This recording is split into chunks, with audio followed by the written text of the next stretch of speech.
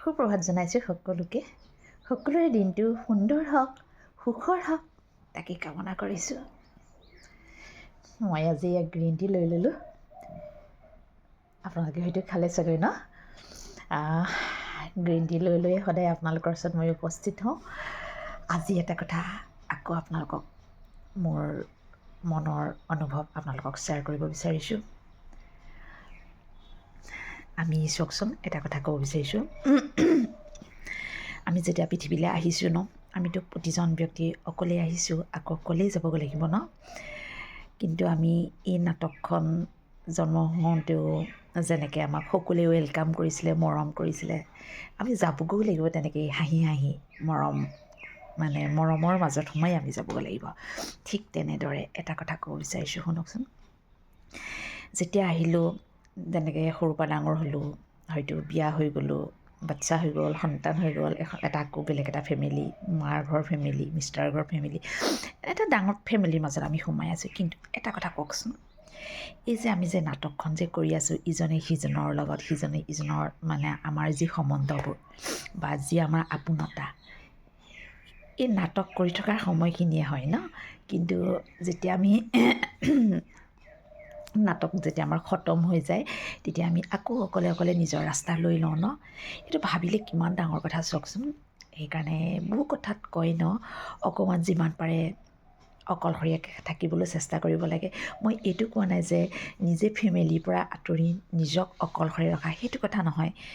বহুত কিছুমান পইণ্ট আছে, সেই পইণ্টখিনি যদি আমি মানি লওঁ বা সেই পইণ্টখিনি যদি আমি ধাৰণ কৰোঁ, তেতিয়া কি হয়, কেতিয়াবা এনেকুৱা পৰিস্থিতি আহি যায়, আপোনাক বেলেগে কৰা অপমান বা আপোনাক বেলেগে দি দিয়া দুখবোৰ আপুনি সহ্য কৰিব পাৰিব। আৰু বিশেষকৈ সেই সহ্য কি, সেই বস্তুবোৰে আপোনাক এটেক কৰিব নোৱাৰিব। সেইকাৰণে আমি বহুত বস্তু কেতিয়াবা কিছুমান বস্তু চাবচোন, এনেই যে কয়, কোনোবাই শুনে চাগৈ, এই কিছুমান কথা তোমাৰ নিজৰ শ্বেয়াৰ নকৰিবা। একেবাৰে সঁচা কথা। শ্বেয়াৰ কৰিলে কি হয় জানেনে, আপুনি কেতিয়াবা খুব আৱেগ হৈ আপুনি কৈ দিয়ে ন, মোৰ এনেকুৱা হৈছে বা মোক আমুক কৈছে, মোক আমুকে এনেকৈ ক'লে নহয়। এই কথাবোৰ কেতিয়াও শ্বেয়াৰ নকৰিব। কিয় জানেনে? যাক আপুনি আপোন ভাবি শ্বেয়াৰ কৰে, তেওঁ এদিন আপোনাৰ সৰ্বনাশ কৰে। একেবাৰে সঁচা কথা। আজিৰ দিনত সেইটোৱে হৈছে, যাৰ বেছি আপোনতা যাৰ লগত থাকে, যাৰ বেছি সংযোগ হৈ থাকে, তেখেতক প্ৰতিটো কথাই শ্বেয়াৰ কৰা হয়। প্ৰতিটো কথাই কৈছোঁ ন, একদম নখত যদি অকণমান মলি সোমাইছে নে, সেইটো কথাও কোৱা হয়। একদম চব কথাই কোৱা হয়। কিন্তু এটা কথা মনত ৰাখিব, কেতিয়াও নকৰিব, বহুত কষ্ট পাব। আৰু তেনেকুৱা বৰ্তমান বহুতৰ লোকৰ ক্ষেত্ৰত হৈ আছে।